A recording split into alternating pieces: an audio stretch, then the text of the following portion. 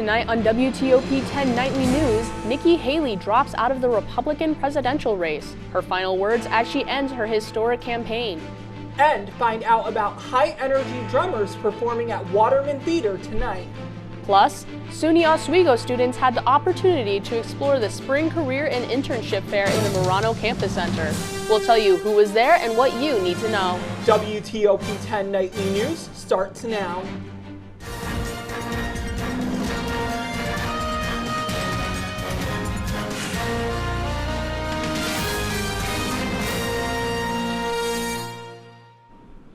Good evening and thank you for joining us. I'm Haley Kaiser. And I'm Matthew Rivenberg. SUNY Oswego held their career fair today. The fair was held in Sweatman Gym. Students connected with employers in many industries, including media, state, finance, and more. Students learned about careers and internships companies had to offer to students of all majors. The fair reached a record number of companies that attended. The average number of people who normally attend the event is 600 people. Career Services is hoping they broke their record number of students who attended today. SUNY Oswego will have a visit with a high-tech mobile radar, a preview of eclipse-related research, hands-on family activities, and much more planned for the SUNY Oswego STEM Community Day from 2 to 5 p.m. on Saturday, April 6th. The afternoon of non-campus activities connects with SUNY Oswego's research, outreach, and public programs on the day of the total solar eclipse on Monday, March 8th. Do you know an Oswego senior who has showed academic excellence and exceptional involvement on campus? Well, up until March 11th, you can nominate a senior for the 2024 Outstanding Senior Award, presented by Oswego Alumni Association. This honor recognizes senior students and their accomplishments and academic success. All students graduating in May, August, or December of 2024 are eligible. To nominate someone, visit the link below. Oswego's Waterman Theater hosted the San Jose Taiko Conservatory's performance of traditional Japanese drumming. San Jose Taiko is committed to advancing the taiko art form by educating the general public and developing the depth of skills within the community. The performance included traditional Japanese drumming, creating a vibrant contemporary art as they strive to connect people through cultural understanding, creative expression, and rhythmic heartbeat. Democratic Oswego County legislators are upset about one Republican legislator allowing a local businessman to dispose of mattresses at a cheaper price. Local business owner George Broadwell met with Republican Majority Leader Paul House, representative of Hastings, and was allowed to pay last year's decreased rate as he began his disposal process in December of last year. The new fee would cost him thousands more than planned. House is being accused of preferential treatment for his actions, although he denies it. Democrats are upset about House's actions, as they believe it should have brought up before the full legislature rather than decided by only one representative. Oswego County's Bristol Hill landfill is filling up higher than expected, forcing officials to speed up plans to expand it by adding a new section. County legislatures on Infrastructure Facilities and Technology Committee considered a resolution yesterday to establish an over $6 million capital project to construct a new section of the landfill known as Cell 5. In 2020, the landfill accepted over 72,000 tons of waste.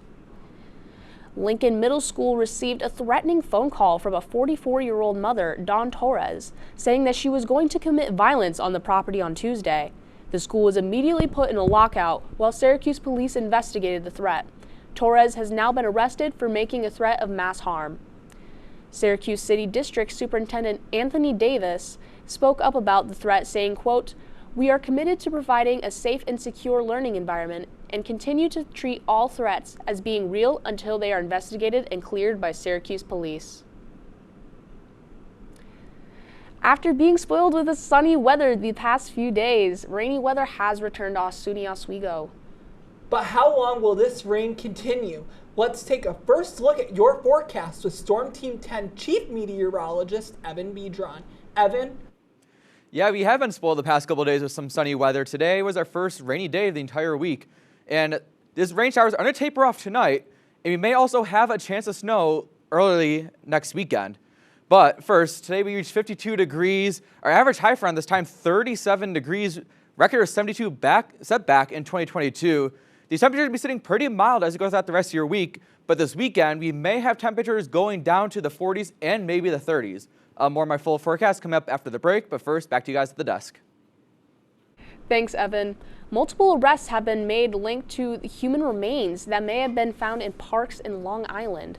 Suffolk police believe the remains to be an unnamed 59-year-old woman and a 53-year-old man. Body parts have been found in Babylon Village's Southards Pond Park, Bethpage State Park, and a wooded area in West Babylon. The findings appear to be linked to a home in Amityville, leading to the arrest made. Governor Kathy Hochul will be deploying the National Guard to combat New York City subway crime. Earlier today, she announced her 5-point plan to keep the city safe. The plan consists of development of 750 National Guard members and 250 New York State and MTA police officers into the subway system, new cameras in subway cars and conductor booths, teams to handle cases of people exhibiting signs of mental illness, improved coordination, and keeping repeat offenders out of the system. Still ahead tonight, this year breaks records as the hottest globally, the impact the rising temperatures could have on the Arctic.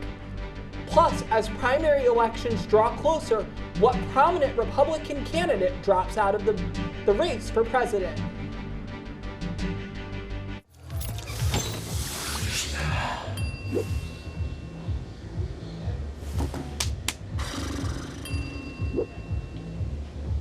If you need to do something to feel okay to drive, you're not okay to drive.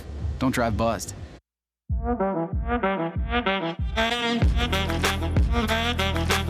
Shine on that black. Look at the bling.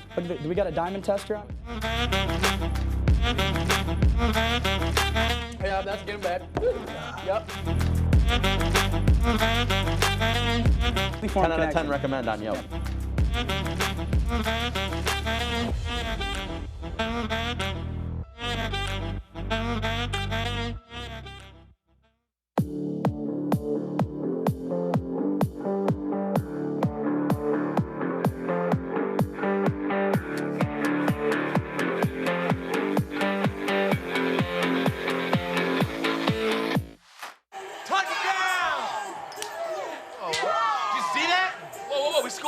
Scoring going to the playoffs. I can't believe I missed that.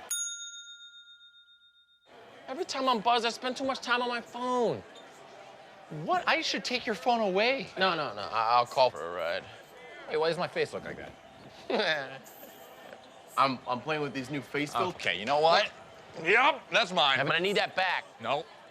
Kevin!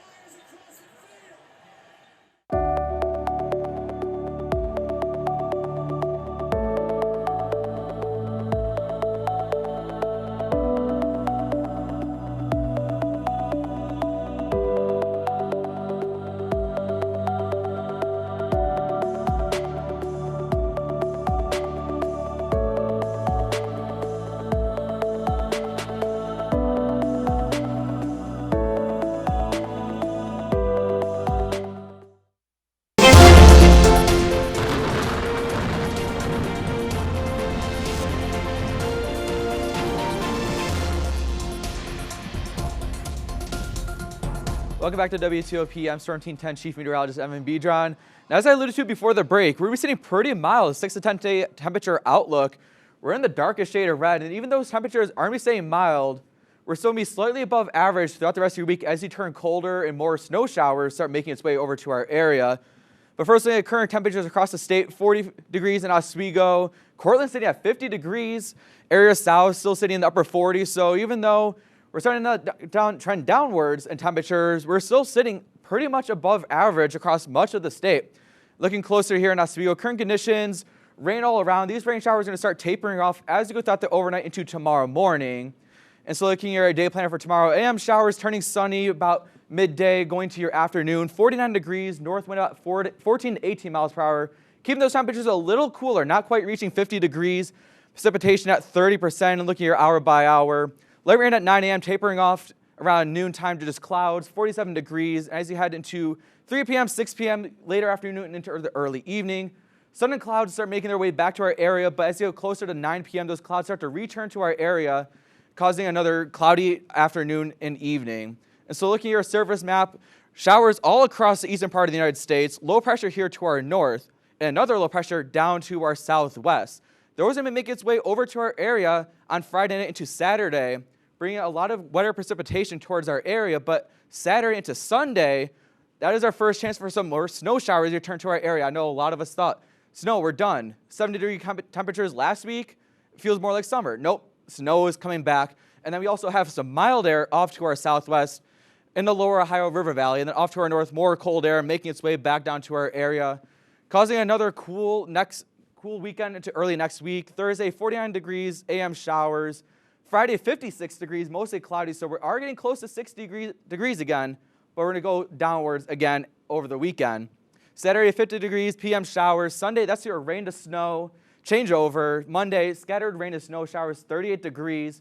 And as we go through much of early next week, temperatures warming back into the mid-40s, sun and clouds returning on Wednesday. Back to you guys at the desk. Thanks, Evan. In national news, Nikki Haley is exiting the Republican presidential race following a series of losses in the GOP nominating contest on Tuesday. Haley was the last of a dozen major candidates trying to challenge Trump for the Republican Party nomination, but she never gained enough traction with voters. Sources familiar with her plans say the former South Carolina governor is not planning to endorse Donald Trump just yet, instead calling on him to earn the support of those who backed her. Just over a year ago, I launched my campaign for president. When I began, I said the campaign was grounded in my love for our country. Just last week, my mother, a first-generation immigrant, got to vote for her daughter for president. Only in America. I am filled with the gratitude for the outpouring of support we've received from all across our great country. But the time has now come to suspend my campaign. Haley made history as the first Republican woman to win 2 primary races in Vermont and Washington, D.C. Senate Minority Leader Mitch McConnell endorsed Donald Trump as the Republican nominee for president today. The move followed Nikki Haley ending her campaign for the GOP nomination. In his statement, McConnell said Trump has earned the support of Republican voters and therefore he will also have his support. McConnell and Trump have not spoken in more than 3 years after the senator blamed Trump for the January 6th attack on the Capitol. Senate GOP Whip John Thune is running to be the next Republican Party leader. Senator Mitch McConnell, who's held that position since 2007, announced he's stepping down later this year. Last week, former Whip John Cornyn of Texas announced he's running for the position. Other potential hopefuls include Senators John Barrasso, Rick Scott, and Steve Daines. Imagine the Arctic Ocean with no ice. Scientists say it could happen, and soon. A new study says the ocean could start seeing its first ice-free days before 2030. That's defined as less than 386,000 square miles of ice. The ecological impact is expected to be considerable, with warmer ocean temperatures already decimating the snow crab population. The study was published Tuesday in the journal Nature Reviews Earth and the Environment. The capacity for the 2024 Olympic opening ceremony will be halved for security reasons. The French Interior Minister has told French media that while there is no specific terrorist threat targeting the Games, an anti-terrorist security perimeter will be put in place around the Seine, with public access limited. The capacity will still be 4 times that of the Stade de France. When WTOP-10 Nightly News continues, learn how you can improve your decision making. And why you should skip checked baggage while flying Delta Airlines.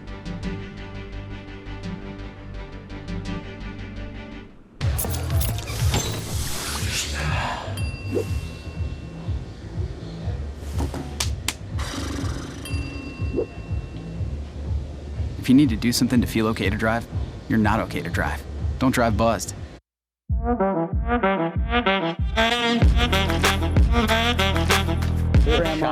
that. Look at the bling. Look at do we got a diamond tester on? Yeah, that's getting bad. Yep. 10 out of 10 recommend on Yelp.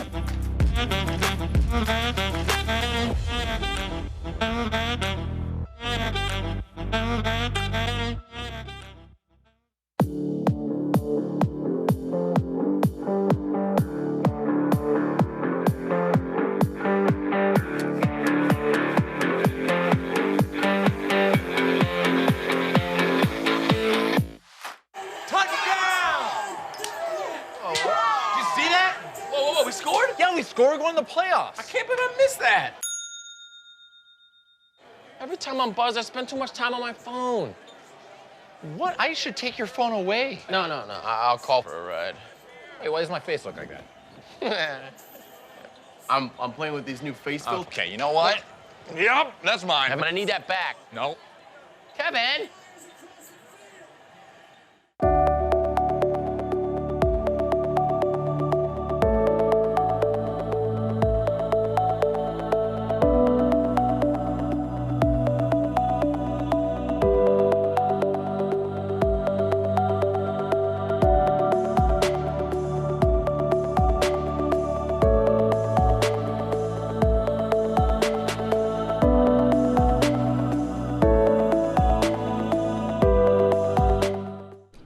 Welcome back. In consumer news, heading on a spring break trip but still trying to save? Well, if you're flying Delta, you should be advised to stick to a carry-on, as the airline service just raised the cost of checked bags by 17%. The airline said the change has come about to keep up with rising costs within the industry. Amid a legal fight, OpenAI has released emails from co-founder Elon Musk last week. Musk sued the ChatGPT company. His lawsuit claims their partnership with Microsoft violates its founding charter. The emails released by OpenAI showed Musk acknowledging they need lots of money to fund resources used for AI. The company said in a blog post they are moving to dismiss all of Musk's claims.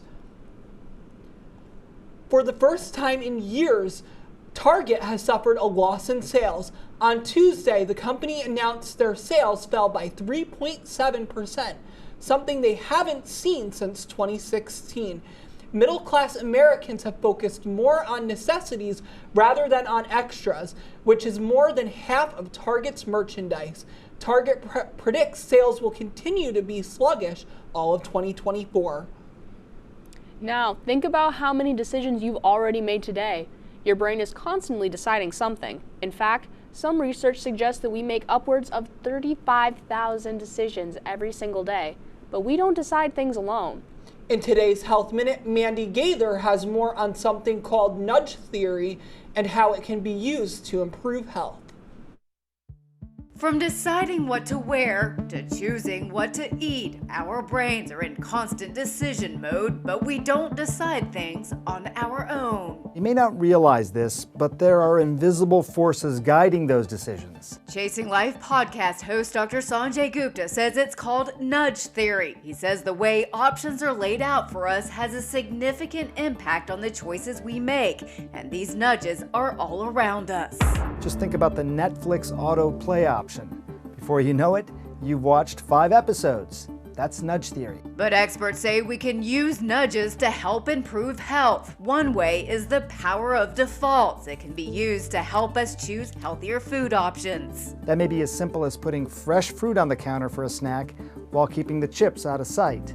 The healthy snack becomes your default. Another way is something called temptation bundling, when you pair something you love with something you don't. It may help you opt for exercise. Getting ice cream? Yes. But going on a long walk to be able to get some instead of keeping it in the house, that's temptation bundling. Finally, Gupta says to give yourself an emergency reserve. It may help you stay on track for your health. Let's say your goal is to work out every day for a month, but you miss a day. That might make you feel like you failed and you give up. Instead, say you're allowed to miss some days, maybe even 5 days. Basically, figure out a way to cut yourself some slack. For Health Minute, I'm Mandy Gaither. Experts say one benefit of using nudges is that they still allow for freedom of choice. You can choose to do what's encouraged or not.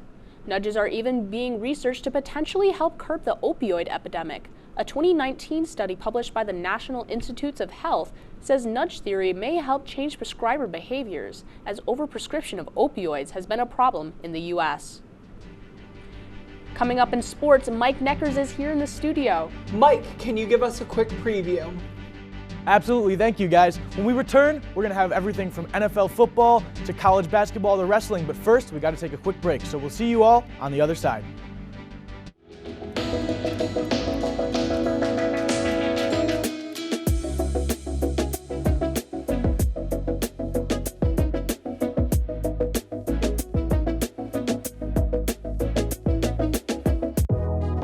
Welcome back to Major Discussions.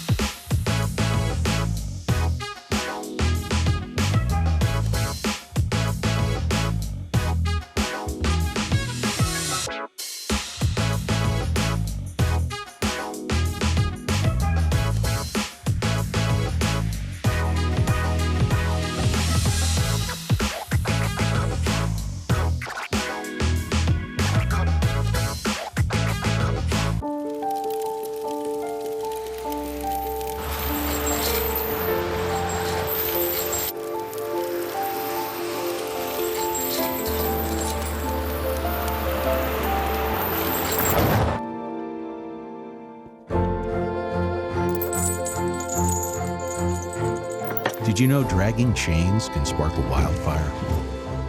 Only you can prevent wildfires. When I was in foster care, I never knew when I would have to move, so I always had my suitcase ready to go. Then one day, I was adopted. My new parents opened their hearts and home to me. My parents cook my favorite breakfast for me every morning. My parents take me on trips I never thought I would go on. They gave me a home and an even better reason to use that suitcase. My parents aren't perfect, but they're perfect for me. Hey there, I'm Al Roker, class of 76. Yes, way back in 76. Back when the earth was cooling. You're watching WTOP.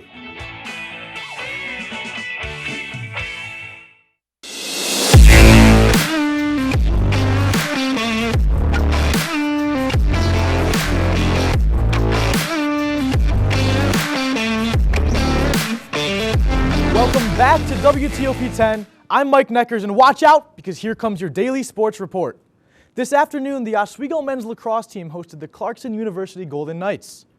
The Lakers stayed right with the Golden Knights for the entire game as Corey O'Connor put 3 goals past the Clarkson defense, but came up just short as the Knights prevailed by a score of 8-7. The men's lacrosse team will travel to Morrisville to take on the Mustangs this coming Saturday, March 9th at 1 p.m. After 2 seasons with the Denver Broncos, ex-Super Bowl winning quarterback Russell Wilson has been informed that he will not be re-signed with the Broncos. Wilson, originally a Seattle Seahawk, played just 2 seasons for the Broncos, putting up a record of 11 wins and 19 losses. With many teams in the market for a quarterback, it is unsure where Wilson will end up, but the Pittsburgh Steelers, Las Vegas Raiders, and Atlanta Falcons are the 3 frontrunners to pick him up in free agency. Move over now to our winter sports wrap-up. First of all, we got women's basketball, who beat Brockport 70-47 in SUNYAC play, a great game for their season. Macy Diorio had 30 points in this game, finished the season 14-12 on the season, losing in the second round of the SUNYAC tournament. Unfortunate, but a great season all around for the ladies. And not much to be sad about. Did lose to New Paltz in that semifinal game, but that's all right. We move to the men's game now, men's season. They beat Cortland in the SUNYAC semifinal in a massive comeback game, not expected. Aki Anderson with 28 points, 53% from the floor, finished 26-3 on the year, losing in the round of 32 to the Williams College Eafs by a score of 79-77 on a heartbreaking buzzer beater shot. A great season for the Lakers there as well. We move over to women's hockey, and we travel all the way back to November with the Teddy Bear Toss, where they thumped Buffalo State 9-0. What a season. Kenzie Malone scored a hat trick in this game, finished 14-11-1, and what a year it was for the Lakers women's hockey team. We move now over to men's hockey, and of course, it's the whiteout weekend, Plattsburgh versus Oswego. We got a Drake Semrad goal to kick things off. then a Tyler Flack goal after that, an A.J. Ryan goal, and a Matt McQuaid game winner. Who could forget it? What a season for the Lakers, finishing 16-9-1, and they lost the SUNYAC semifinal to Plattsburgh, but they did beat them the first 2 times of the year, so just that third time they couldn't get it. Next up, we got swimming and diving. Mr. Zach Brown here broke the school meet and conference record in the 100 breaststroke. Matthew Dambra broke the school record in the 100 backstroke, as we can see here, and then Izzy Digg for the women's team finished 3rd overall in the 400 IM. And last but certainly not least is the wrestling team. Mr. Charlie Gragas finished the season first in the SUNYAC with a 29-3 record, and both him and his teammate Gabe Goss will travel to Wisconsin to compete in the national tournament later this month. We'll now travel over to the Rocket Mortgage Fieldhouse, where last night the Celtics and Cavaliers faced off. See Jason Tatum here. He kicked things off for the Celtics, driving to the paint and finishing with an easy layup for 2. He would finish the night with 26 points and 13 boards. Tatum again, we see him dribbling, and he heaves up a 3 at the buzzer. Come on, man, it's too easy for him. An easy buzzer beater there. We got some more action now, as we're going to show him how they do it over in Latvia. That's right, Kristaps Porzingis cuts to the paint and yams it down. 24 points on the night for Porzingis. But don't worry, because Darius Garland of the Cavaliers responds with a 3-pointer of his very own. He would go on to finish the game with 16 points and 11 assists. And then we go over to Niang. Niang with a 3 of his own, just a few minutes later, closing the gap. And let me tell you something, down 3 just minutes to play, Martian's got the death beam pointed at the earth. Give me Niang for the 3. And when it matters the most, Dean Wade ain't no ghost. Here he is, top of the key, just wait for it. Boom, 3-pointer, that'll give him the lead. And then one more slam dunk will be the dagger for Dean Wade, finishing with 23 points off the bench as the Cavaliers win by a score of 104-103. What a game. Stick around to find out more about this seriously cool story after the break. Hey there, I'm Al Roker, class of 76. Yes, way back in 76. Back when the earth was cooling.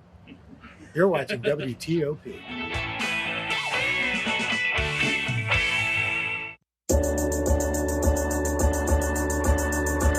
The Kinda Late Show with Chloe and Anna.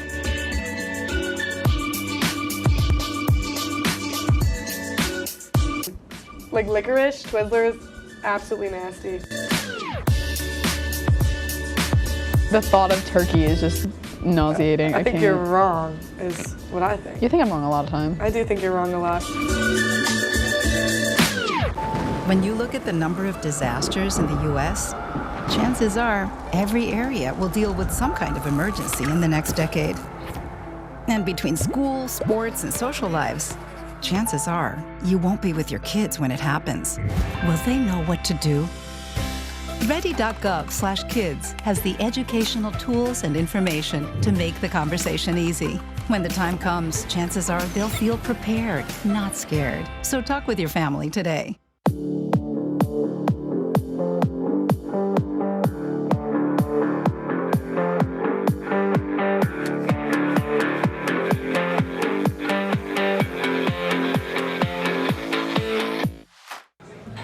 Put the keys down, Kevin. But I'm gonna drive home. There are several warning signs present that you shouldn't be driving. I guess I have really been looking for love in this dating app. Yep, I'm definitely gonna call a ride home.